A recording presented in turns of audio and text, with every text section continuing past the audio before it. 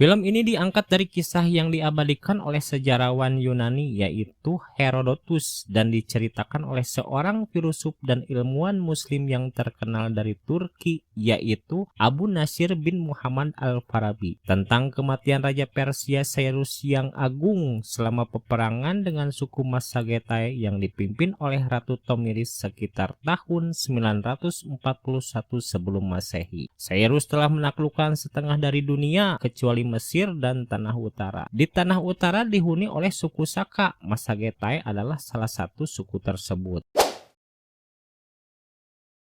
Film diawali dengan menampilkan beberapa orang yang sedang berburu. Di antaranya adalah Raja Sparga, pemimpin dari suku Massagetae. Saat akan kembali setelah mendapatkan buruannya, mereka diserang oleh suku yang lain.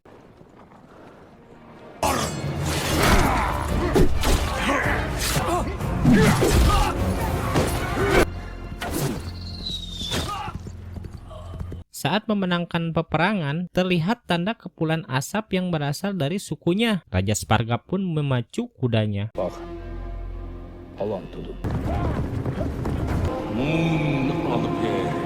Saat sampai ia langsung menemui Bopai sang istri yang sudah melahirkan seorang anak perempuan yang diberi nama Tomiris. Sayangnya, setelah melahirkan, Bopai meninggal dengan kekecewaan karena tidak bisa memberikan Spargap seorang putra yang diinginkan oleh suaminya.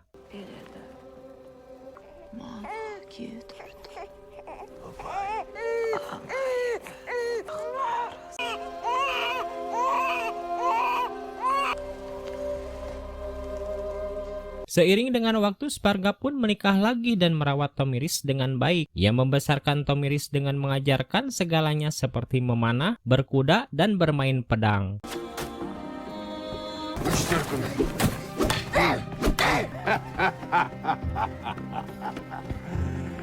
Spargap sering menyerang dan menjarah di daerah Khwarezmian karena mereka memiliki banyak makanan dikarenakan suhu di sana cukup hangat. Lalu pemimpin Khwarezmian mendatangi kepala suku di Stepa yang cukup berpengaruh bernama Kafas dan Kurtun. Kemudian mereka melakukan kesepakatan bersekutu untuk membunuh Raja Spargap.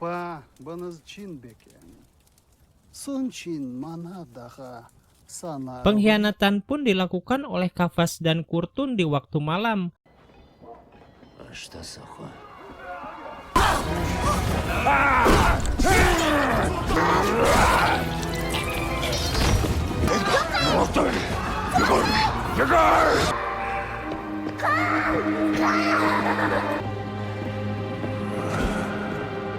Untungnya Tomiris diselamatkan oleh pengikut setia Spargap dan kabur ke suatu hutan.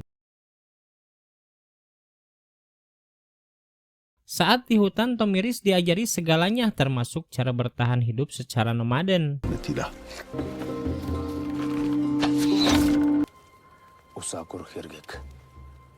Singkat cerita, Tomiris pun beranjak dewasa. Saat Tomiris dan yang lainnya sedang mengambil garam di suatu dataran, mereka terpelengkuk oleh mata-mata dari Kafas.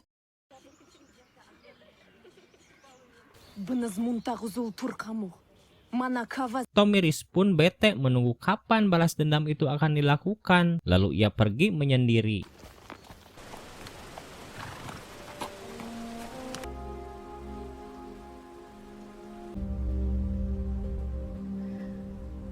Di saat Tomiris kembali keesokan harinya, ternyata kampnya sudah diserang dan menewaskan semua orang yang ada di sana oleh pasukan Kafas.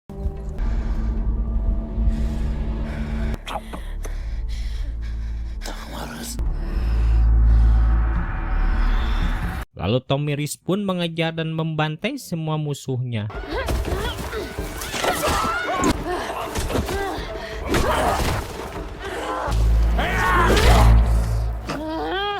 Sayangnya, ia terkena sayatan pedang di perutnya membuat ia pingsan dalam tunggangan kudanya berhari-hari.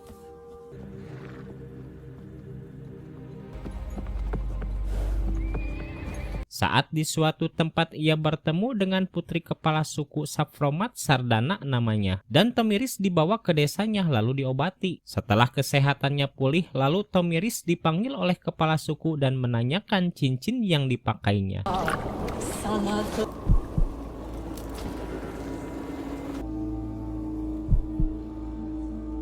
Setelah menjelaskan, ternyata kepala suku Sapromat ini berteman baik dengan ayahnya.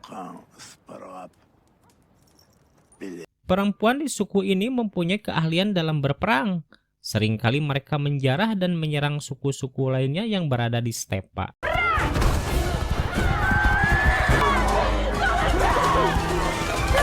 Dan Tomiris pun diikut sertakan. Dalam salah satu penyerangannya ke suku Khwarazmian, Tomiris mendapati anak laki-laki yang yatim piatu bernama Tiras, dan ia membawanya untuk diurusnya.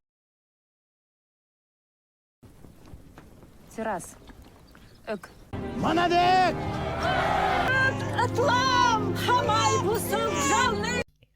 Saat dalam acara pertemuan kepala suku di seluruh stepa, Tomiris diajak oleh Sardana untuk mengikutinya. Kafas dan Kurtun pun hadir dalam pertemuan tersebut. Dalam perbincangannya, Kafas dan Kurtun mengacam meminta anak kepala suku Sapromat sebagai ganti rugi penyerangan terhadap suku Khwarazmian yang dilakukan tempo hari. Lalu suku Sapromat meminta bantuan suku Dahae untuk membantu penyerangan Kafas dan Kurtun, sekaligus mengembalikan kerajaan Masagetai kepada Tomiris selaku pewarisnya. Tibalah perang itu akan dimulai. Saat itu Tomiris terus melaju menuju ke pasukan Kafas dan Kurtun. Lalu ia membeberkan yang sebenarnya terjadi.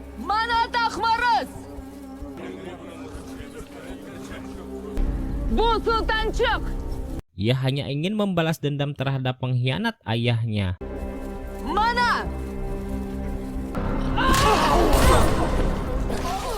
Ya, Kafas dan Kurtun pun tewas di tangan Tomiris dan mencegah pertempuran itu terjadi. Setelah itu, Tomiris kembali ke sukunya dan diangkat menjadi ratu di suku Masagetai. Dalam misi pertamanya menjadi ratu, ia menantang suku Khwarazmian untuk berperang dan mengajak sekutunya untuk ikut dalam peperangan ini. Lalu ia membuat taktik perang yang begitu cantik sesuai dengan parasnya. Dalam taktiknya dia berpura-pura kalah dan tampak mundur, hanya untuk membuat orang-orang Khwarazmian menerobos garis pertahanan dan mengejar pasukannya. Kemudian ia berbalik dan membawa pasukan tambahan dari sisi lainnya untuk menyebak para musuh.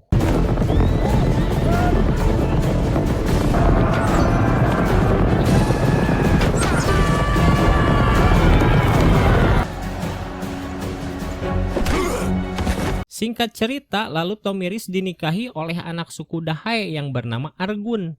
Mereka menikah dan memimpin suku Masagetai bersama.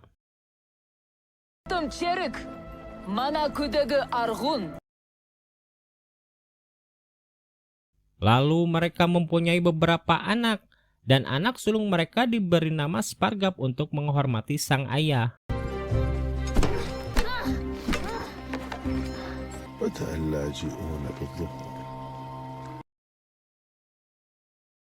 Beberapa tahun kemudian datanglah seorang utusan Cyrus yang agung dari Babilonia membawa sejumlah hadiah mewah dan mengundang Argun untuk datang ke Babilonia untuk membahas tentang perdamaian dan perdagangan antara Babilonia dan Masagetai.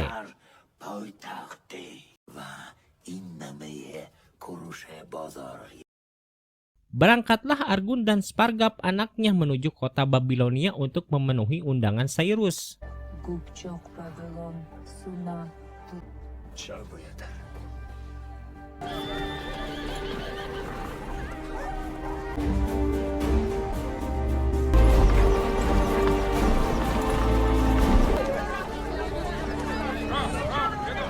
Sesampainya di sana, Argun langsung menemui Cyrus. Ternyata Cyrus hanya ingin memanfaatkan suku Masagetai yang pemberani ini untuk menjadi prajuritnya dalam misi penyerangan ke Mesir. Dengan bijaknya Argun pun menolak tawaran tersebut, dan jika hal itu mengancam kebebasan rakyatnya, dia siap untuk berperang.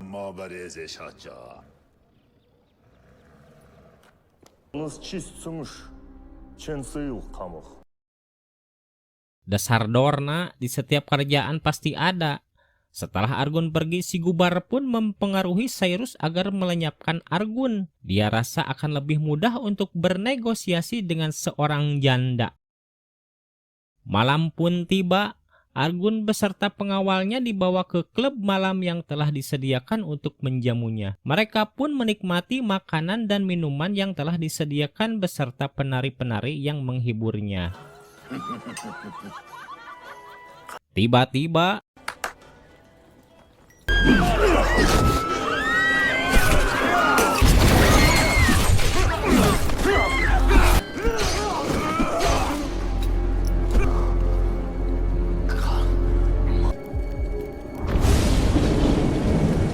akhirnya Argun dan anaknya pun tewas saat itu juga. Sampailah berita meninggalnya Argun dan anaknya kepada Tomiris melalui Tiras. Tomiris pun sangat merasa terpukul sekali setelah mendengar berita tersebut.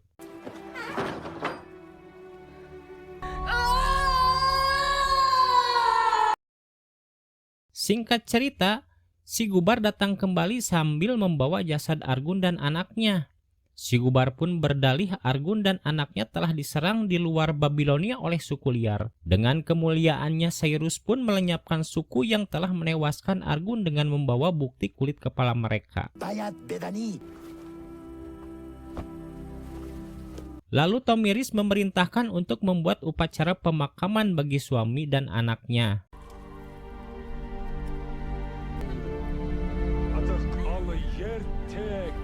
Setelah selesai upacara pemakaman, tililnya si Gubar belum juga beres masa idahnya, Tomiris ditawari menjadi istri si aki-aki peot. Dengan janji suku Stepa akan makmur berabad-abad. Tanpa berpikir panjang, Tomiris pun menjawab, "Dor." Lalu, "Ana, unshber, cemigi, yala." Mamam. Si Gubar pun mendapat kecupan dari pedang Tomiris sampai dia tak bernapas lagi. Tindakan Tomiris yang berani membuat Cyrus marah, sampai rencana untuk menaklukkan Mesir pun dibatalkan, dan seluruh pasukannya digiring ke utara dengan maksud meluluh lantahkan suku Stepa.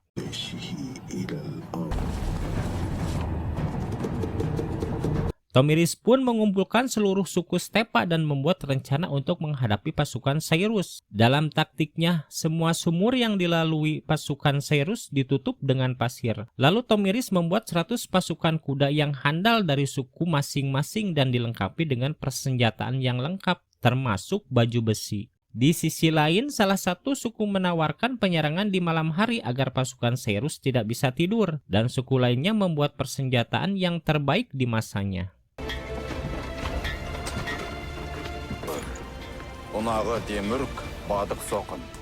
Dalam rencana perangnya, Tomiris akan menarik pasukan musuh ke dua belah sisi, sehingga 100 pasukan kuda yang telah dipersiapkan bisa menembus pertahanan musuh sampai kepada Cyrus itu sendiri.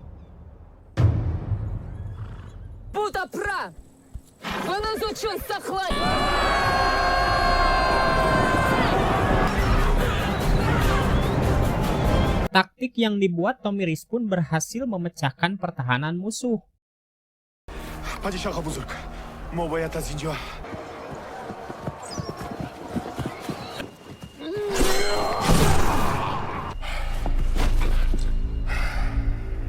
Dan peperangan pun dimenangkan oleh Tomiris meski dia kehilangan prajuritnya dalam jumlah besar. Film pun tamat.